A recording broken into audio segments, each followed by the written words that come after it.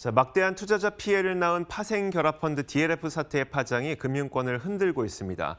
금융당국은 금융지주 회장이 물러나라라고 하고 있고요. 우리금융은 못 물러난다. 차라리 소송을 하자. 이런 전면전 양상으로 치닫으면서 파장이 걷잡을 수 없게 커지고 있습니다.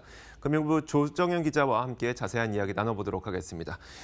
자, 먼저 설마 은행이 금융감독원과 전면전을 하겠냐 싶었는데 지금 양상을 보면 거의 전면전 분위기로 가는 것 같네요. 네, 그렇습니다. 일단 사태 발단 배경을 좀 살펴보면 네. 이 세계 경기가 둔화되면서 독일 같은 선진국의 국채 수요가 몰렸고요. 따라서 국채 가격이 올라가면서 자연스럽게 국채 수익률은 떨어졌고 이 수익률의 바탕을 두고 있던 DLF 판매한 우리은행과 하나은행 같은 금융사들이 그 투자자들에 대해서 막대한 피해를 결국에는 지우게 된 그런 사태입니다. 그렇죠.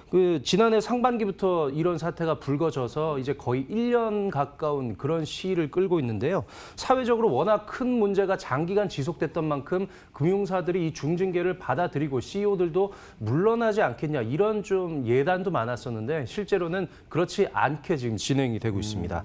일단은 우리은행과 하나은행이 문제가 되고 있는데 특히 우리은행의 경우에는 손태승 우리금융지주 회장이 과거에 행장 또 지금까지 행장을 겸직하면서 이 사태의 한 복판에 서 있는데요. 하나금융의 경우에는 하나은행장이었던 함영주 부회장이 상대적으로 아직 그 김정태 회장의 임기가 1년 정도 남아 있기 때문에 네. 하나은행의 경우에는 조금 논외로 해도 될 것 같습니다. 이 주목할 쪽은 자연스럽게 우리금융의 손태승 회장 쪽인데요. 중징계가 예고된 이미 지난해 말에 우리금융 이사회는 손태승 회장의 연임을 지지하기로 결정했습니다. 이 금감원의 중징계가 거의 윤곽, 가닥이 잡힌 이후에도 올 들어서도 2월에 우리금융 이사회는 이 손태승 회장의 연임에 대한 지지 의사에 변함이 없다는 입장을 네. 재차 밝혀서 이 금감원과의 전면전은 불사하겠다 이런 입장을 내놨습니다. 원래 금융권은 하나하나 당국의 인허가를 받아야지 사업을 진행할 수 있는 규제 산업이기 때문에 당국에 이렇게 맞서는 전례는 좀 찾기 힘든 것 같은데요.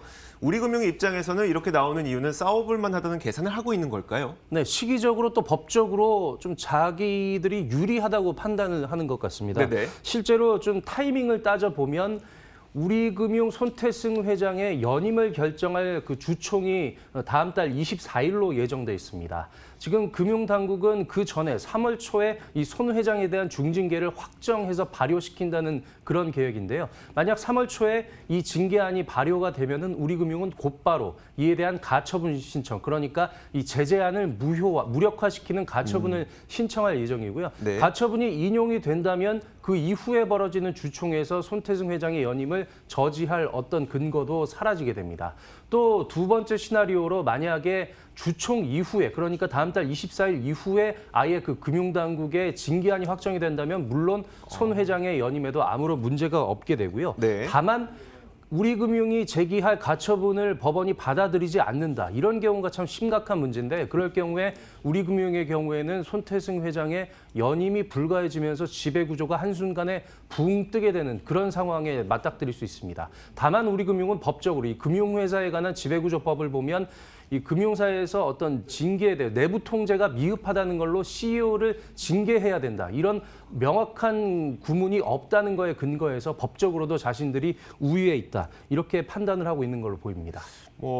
법적인 문제가 됐건 아니면 절차적인 문제가 됐건 어떻게든 연임에 성공한다고 하더라도 그게 문제는 끝나는 게 아닐 걸로 보여요. 왜냐하면 앞서 말씀드렸던 것처럼 당국의 그 승인을 받아야 하는 업종상 네. 이게 이렇게 갈등을 빚게 되면 앞으로 경영상에 상당한 부담이 생기고 경영에 부담이 생기면 연임을 성공했기 때문에 손태승 회장은 좋지만 경영이 제대로 되지 않는다면 이게 주주들에게 별로 좋지 않을 것 같아서요. 지금 우리금융지주가 지주로 전환한 지가 1년 남짓 됐습니다. 네네. 전체 순이익 규모도 2조 원에 미달하기 때문에 4대 금융지주 중에서 유일하게 2조 원 클럽에 진입을 하지 못한 그런 상황이고요. 네. 우리은행 외에 뚜렷한 대형 계열사가 없기 때문에 지금 은행 비중이 80%에 달합니다. 따라서 올해부터 증권과 보험 같은 계열사를 계속 M&A를 해야 되는데 이 M&A를 위해서는 금융당국의 대주주 적격성 심사 또 자회사 편입 심사 심사 같은 것을 받아야 하는데 이 심사의 과정을 보면 수치 같은 정량적인 부분 이외에 정성적인 부분이 개입되는 걸 무시할 수가 없기 때문에 향후 M&A의 암초를 만날 수 있다. 이런 전망이 나오고 있고요. 또 우리금융의 과제가 완전 민영화입니다. 지금 정부가 예금보험공사를 통해서 17.25%의 지분을 갖고 있어서 아직 완전한 민간 기업이라고 보긴 어려운 상황인데 이 민영화를 하려면 결국에는 주가를 올려야 됩니다. 13,800원이 정부가 손해를 보지 않고 자신들의 지분을 시장에 팔 수 있는 어떤 기준선이 되는데요. 네. 현재 우리금융의 주가가 겨우 1,100원 정도에 불과하기 때문에 빨리 M&A 같은 방법을 통해서 회사의 가치를 높여서 이 주가를 높여야 되는데 결국 이 작업도 이 로드맵에도 난항을 겪을 수밖에 없다. 이런 지금 분석들이 나오고 있습니다. 설상가상으로 우리은행이 고객의 비밀번호를 무단 변경하는 사고를 치고 이 사안을 좀 당국에 감췄다. 이런 것들도 있었어요. 그 일이 밝혀졌는데 실제로 이 일이 발생했던 것은 2년 전이어서 시점이 상당히 공교롭다는 평가를 받고 있네요. 네, 일부 영업점에서 이런 일이 생겼다는 것은 우리은행도 부인을 하지 않고 있습니다. 네네. 고객들의 수면 계좌를 활성화시키면 그게 실적으로 잡혀서 일부 영업점에서 4만 명의 고객의 비밀번호를 무단으로 변경한 아주 심각한 도덕적 해이 사태는 맞는데 문제는 이 사건이 무려 2018년 5월부터 벌어졌다는 그러니까 2년이나 전 일인 이 해묵은 사안이라는 건데요. 금감원이 이미 우리금융을 경영 실태를 조사를 해서 이 부분을 체크를 하고 있었음에도 불구하고 아무런 징계를 하지 않고 있다가 이번에 손태승 회장 사태, DLF 사태로 인해서 갈등을 빚게 되니까 이제서야 뒤늦게 징계를 한다 만다 이러고 있기 때문에 관치 논란이 나오고 있습니다. 알겠습니다.